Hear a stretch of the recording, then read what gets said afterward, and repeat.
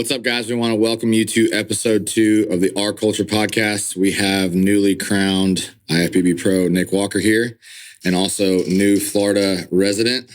What's up, man? What's going on? We want to start this podcast. We talked about you in the last podcast to kind of introduce it, but we want to start this podcast with things that I know, things that you and I have discussed. But what we want to kind of lay out is what your plans are from this point, what you want to accomplish to the time that you retire. Because I think that's really, really important in terms of what this podcast is all about, in terms of the culture that we're trying to create, why you're here in the first place. And then also kind of we'll get there, we'll start there, because I think there's a lot to believing and speaking things into existence. Why don't we talk kind of also about where he started with bodybuilding, right? Like what got him into it, you know, and what got you to this point in bodybuilding? I think that'd be something that a lot of people would want to listen to. Sure. Start there. Yeah, start there. So which part am I starting at? Start at where you started. Where I started? Yeah, like how'd you get into the sport? Okay, so mainly how I got into the sport was my father used to compete. Okay. So that it was, I feel like it was already implanted in me to an extent. And then my brother used to work out a lot. So he was a pretty big kid in high school, and I kind of wanted to have that. But at the time I was too into sports, mainly baseball. That was like my go-to sport. I played year round. Okay. But as I talked about with Matt a while ago, what really steered me away from sports and more into training was when I was younger. I was molested as a child. So that led me to training alone was like a scapegoat. Sure. And it allowed me just to take my frustration out because, when I was 12, it happened at 12. And this, not to put it all out there, but this guy was a baseball coach. He was involved with a lot of kids. He was befriended my family without them knowing. And that just ruined me because they didn't know. Sure. So they would have conversations with this guy like it was nothing. Sure. So that steered me away from this baseball period and more toward just working out. But, when you're 12 years old, you don't truly grasp what truly just happened to you and how bad it truly is. So the older I got, the more I realized how bad it was, which steered me to fighting a lot of people because I felt like I couldn't protect myself. So if you looked at me funny, I was going to smack you in the face. Yeah. This is what it was. And I resorted to a lot of alcohol, a lot of drugs. But that phase, luckily, did quickly end, and training in general just took over. So in high school, I got big rather quickly, and everyone told me I should compete. So I wasn't going to compete in high school. I didn't, have the time for it. I was in school. But I told myself the day I graduate, I will find a show and prep for it. So the day I graduated, I weighed 230 pounds. And I did the Gold's Classic in 2012. And I didn't really have a coach at the time. I was just trying to do it on my own. And I ended up weighing 159 pounds on stage. So you lost 100 pounds? Just about. Holy shit. Oh, my God. I lost completely everything, yeah. So, and that was like the worst prep by far for me. I remember getting off stage. We got in the car, and my mom was like, "You're never doing this again." And I'm like, yes, I am. Yeah. Because even though the prep was bad, I enjoyed being on stage. And even though I looked horrible, just to hear the people clap and applaud, was a great feeling. Yeah. And even though, like I said, it was a horrible prep, I enjoyed the whole process of it. So I hired a coach that year. And I came back in 2013 where I weighed 198 pounds on stage. How old are you here? 18. Okay. And I won, I did the East Coast where I won the light heavyweights in the team division. And then in November, I did the Easterns, and same thing. Well, not same thing. I won the team divisions and took third in the light heavyweight division. And then in 2014, I did Team Nationals where I battled Cody Montgomery, and I took second. Okay. I didn't compete in 2015. 2016, I got with Jeff Long at the time. And we did a qualifier show called the South Jersey Championships. I won the overall as a heavyweight. And then we did USA's there, which was the first time I got to meet Matt. Not formally, but we saw each other. And he still remembered to this day that I was eating dry oats backstage. And I was a light heavyweight for that show. And I came in sixth for my first national show. And for me, that was the moment where I think I found my calling, where I belonged. You know, being your first national show and getting sixth, I think that's incredible. So I knew I had something. And then in 2017, I did North Americans, which I looked completely horrible. And I still took sixth there, which to this day, I would say was a gift.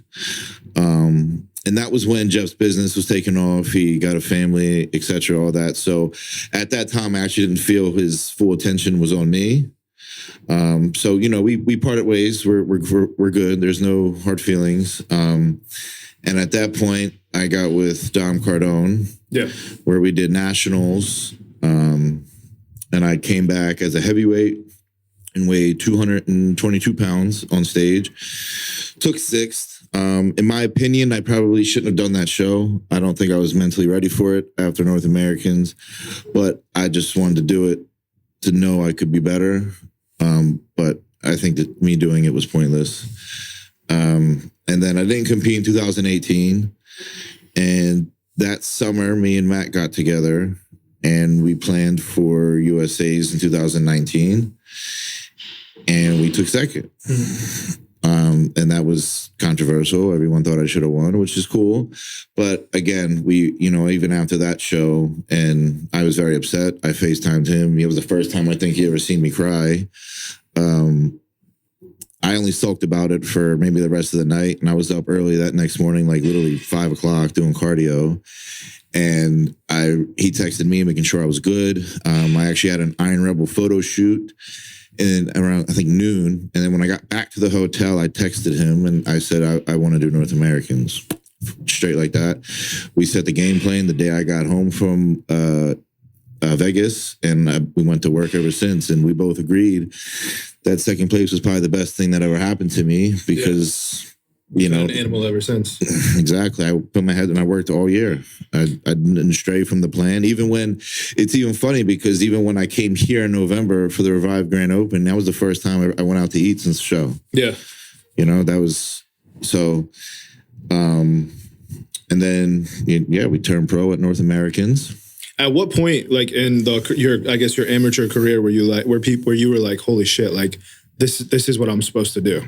Like, this is for me. I'm supposed to be a pro bodybuilder. I could say when I did USA's in 2016, but USA's in 2019 when I took second, for sure. For sure. Because I feel like all the attention, and at least in my opinion, came on you basically like right after basically this last year. Yeah. You know, like, because I remember when you came down to Florida for the grand opening, your Instagram was like, 30,000 followers. And then from there till now, you've gained 170,000 followers in less than a year. Yeah. So, I mean, I feel like this year has been like the spotlight has been on you all year. And that's because of the work ethic and just the overall change in your physique over the last year. For sure. But not only that, I think also people have gotten to see who I actually am as a person rather than just workout videos and looking like an angry person lifting heavy weight. Yeah. That drew attention. That made me who I was. That's why I'm the Mutant. Sure. But then they also got to see, he's down to earth. He's a funny guy. Yeah. He's cool. He's laid back. Yeah. And that drew way more attention. Agreed. But after we turned pro together, which was a very great moment for the both of us, now the plan is to win Chicago, which I'm going to win, and then go to the Olympia, which I will place top 5.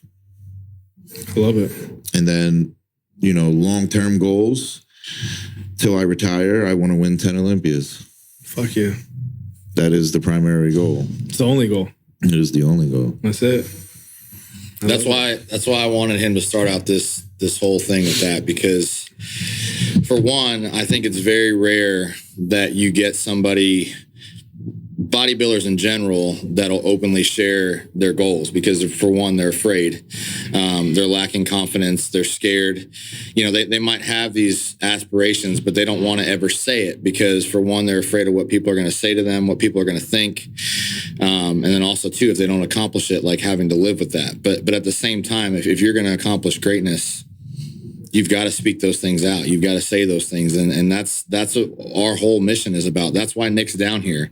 Basically the week after the show, I think it was the Tuesday after the show, Dom and I had a conversation, and I think it was Monday. Yeah, it was Monday. Yeah. I mean, it was 48 hours. You ready to move to Florida? Yeah. And you were like, yeah. I'm like, no, not for real. Like, I'll never forget the text. He texted me and he said, "Hey, I want to talk to you about Florida." I said, he's like, "When you get a chance, call me." I said, "No, me and Matt are going to come down there for the week. I'll see you in a few days." And he's like, no. I meant about staying here. I'm like, "Oh, I'll call you in 5. I was at breakfast and I was like, I gotta go. And I had all my friends at breakfast in Miami, and I was like, I'm gonna go outside. And it was pouring out, and I was sitting outside. Yeah, I was sitting outside in the rain like an asshole. And it was awesome. I mean, obviously, it was a conversation we both wanted to have because you were super excited to hear it. And then, it happened. Yep. It was quick. It was fast, and you're here and you're settled in. I think. I hope. Yeah, I'm happy. I feel real good. I'm comfortable. So good. Yeah, I'm excited, man. Yeah. I think another good thing about the way that you hold yourself too is it's not like you're putting anyone else down with your aspirations. You just have big dreams for yourself. Like, you see a lot of people on social media and they're like talking shit about another competitor or belittling other people. Like for instance, today with the post today with, another person saying, "Oh, like this is going to be an easy win for us." And I think the way that you respectfully say like, "No, like these are my goals and this is what my plan is," but you don't ever really speak negatively on anybody else. You just know your worth and you know how valuable you are and you know what your worth ethic is. For sure. So nothing's easy for anyone, including you, but it's not going to be an easy win for anybody against Absolutely you. Not. Yeah. I think something too, like one of the things that you said on Fuad's podcast that like made me so proud of you was obviously like as soon as you got off stage at North Americans, there was all these comparison photos coming around. Like Nick's physique and Nick's work ethic is drawing the attention, but Nick behind the scenes isn't doing things to stir the pot, or it's literally his gifts, his work ethic, his commitment to bodybuilding that's then drawing this attention. And I'm sure these guys don't like it. You're the new kid on the block. It's flattering. I mean, right? Like you see it, and you're at the point where you're like, "Fuck, man, I don't want these dudes to hate me for it." Well, but you're not the one doing the pick stitching. No, you're not doing it. Like I know I'm the new guy, right? But I also know these are my competitors. And I also want to beat them. Sure. But respectfully, yes. And I don't want them to get all these comparisons confused as if I'm doing it. Correct. And then, they end up not liking me. Exactly. Because I know on Fuad's podcast, you said that, that Ian, like you and Ian are boys, and you didn't want him to feel like you were fucking making a right. Stitch of Ian. But at the same time, do you plan on competing against Ian? Yes. Do you plan on winning? Yes. That's everybody's goal. That's his goal. For sure. He can't deny that either. Yeah. No, that's awesome. I love the way that you hold yourself in an aspect of you're extremely confident in your abilities, but at the same time, you respect other people. For sure. Which that is a very lacking characteristic in this sport. I agree. 100%. Yeah, and just like on the side of confidence, if I could speak on Nick's behalf, like the difference, I worked with a lot of top guys.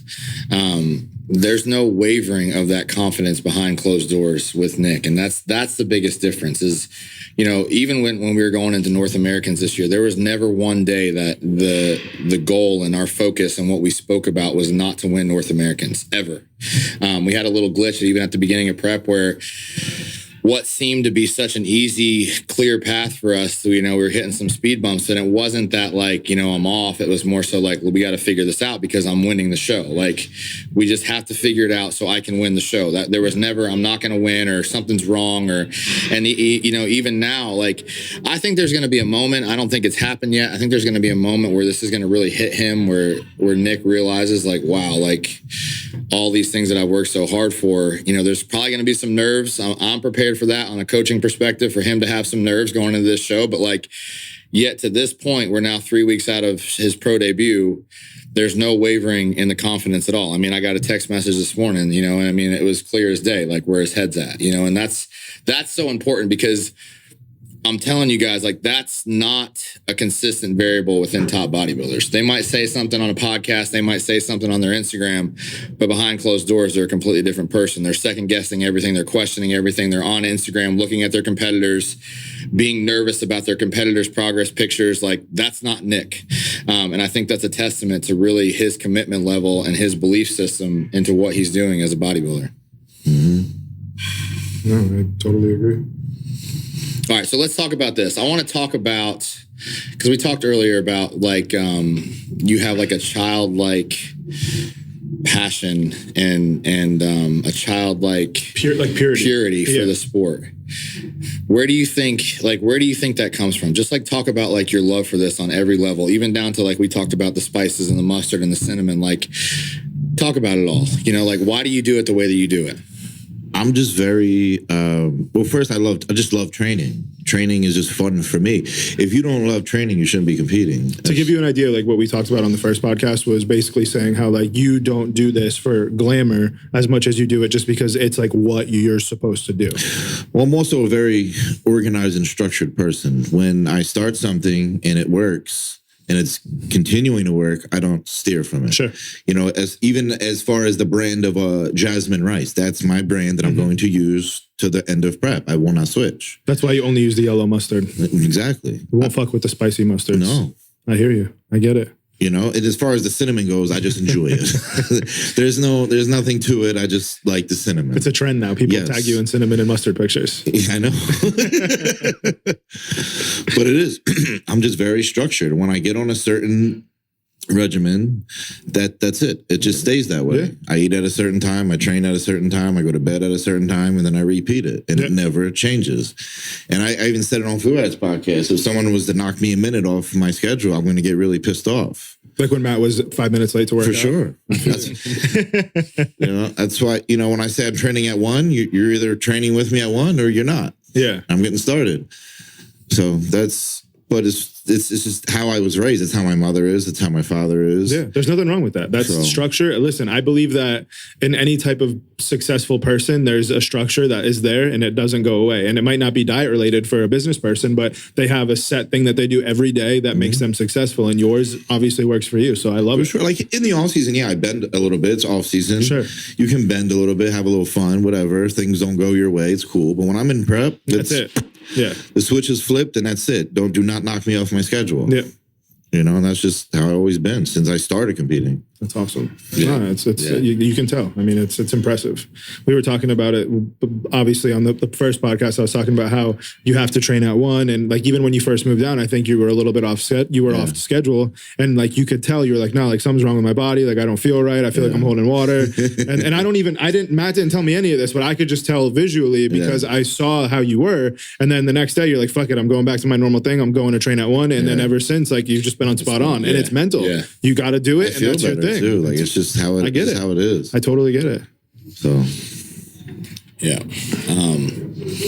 Something else too that we want to talk about is like do you think the circumstances that happened to you have changed how you treat your inner circle? Because I mean, you genuinely, like, you have a heart of gold, and I want to convey that because you have this look that's intimidating potentially to some people, but like when it comes down to it, the conversations that we've had, the conversations that you've had with Dom, how appreciative you are for the simplest things over and over again. Has it always been that way? Do you think that you got to a point where like your life was kind of in a negative spot and you've kind of regained that back? Or well, I'll take this as far as with my own family, my parents. When I began competing, I didn't realize how much they sacrificed for me to achieve my own goals. At the end of the day, my parents are probably one of the most supporting people I will ever have, and they wanted me to succeed so bad. But they're parents; they're not going to talk about their problems with their child. Sure.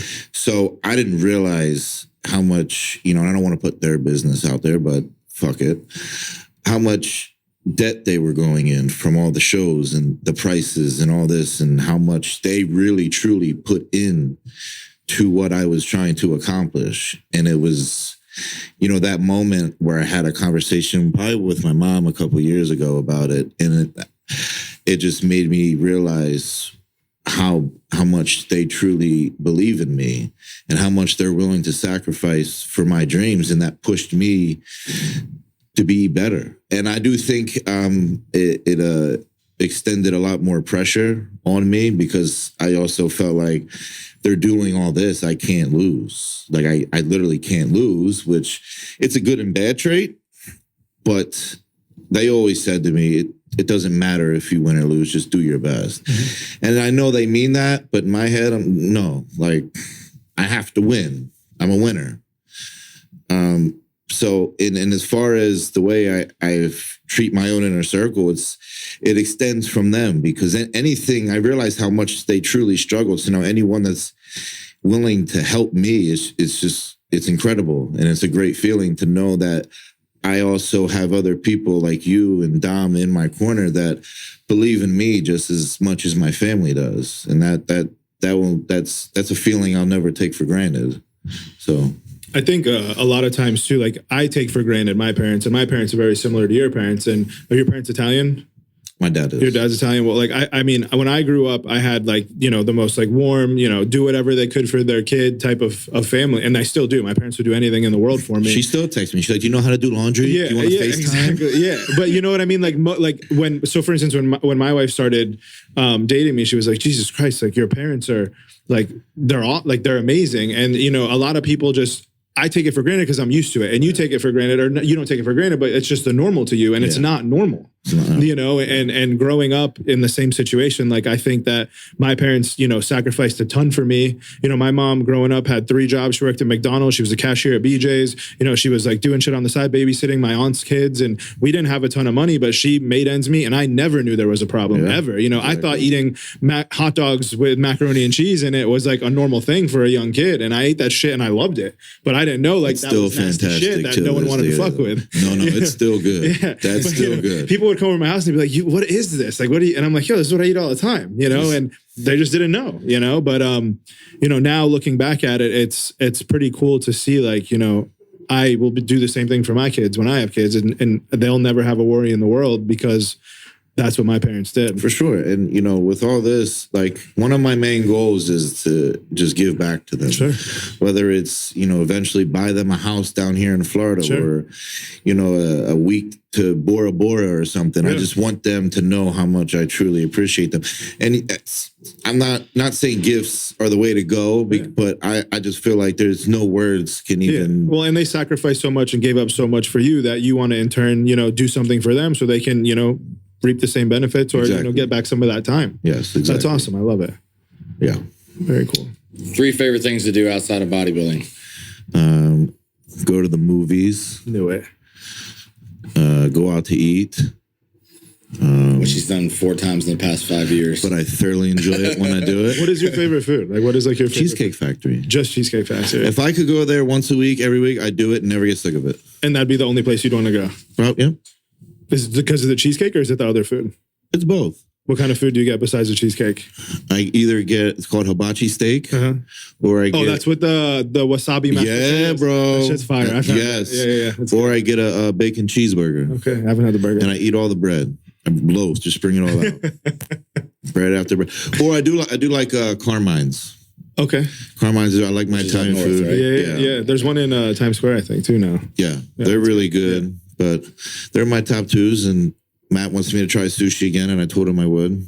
So yeah, I think Nick is going to really be next level when he brings the sushi into his game. Oh, it'll be game over. Probably. I would love to see the amount you can honestly eat of sushi. Yeah, I could probably eat a lot. Yeah, because if we can eat a boat, he can eat like 2 boats, a cruise ship of sushi. Very cool. No, I'm excited, man. I'm glad you're here. I'm glad everything's going well for you. How do you like it? I mean, how do you like the gym? How do you like the facility? How do you like Florida? I love it. It's hard to just be in a bad mood here. Yeah. Well, we talked about that on the first podcast. You know, one of the things that our goal was with this environment was making, and you being here and pulling you here was because we wanted to, and we kind of spoke about it a little bit, was the purity of you and like how you haven't been, you know, a subject of, when you are starting to be now, I guess, because you're creating such a popularity behind you, but you're pure in the sport, you know, and you're not, you know, you're not getting taken advantage of by people, and you haven't been sucked into that like negative fucking hole that some bodybuilders get sucked into. And, you know, how basically this environment is really like to make sure that you are in the most positive mood and everyone around you is positive and everyone around you is like, you know, helping you reach your goal. Like we're all here to make sure that you're doing exactly what you need to be doing in order to reach and achieve every single goal that you have set out for yourself. 100%. And I hope that that's what it conveys as. It will.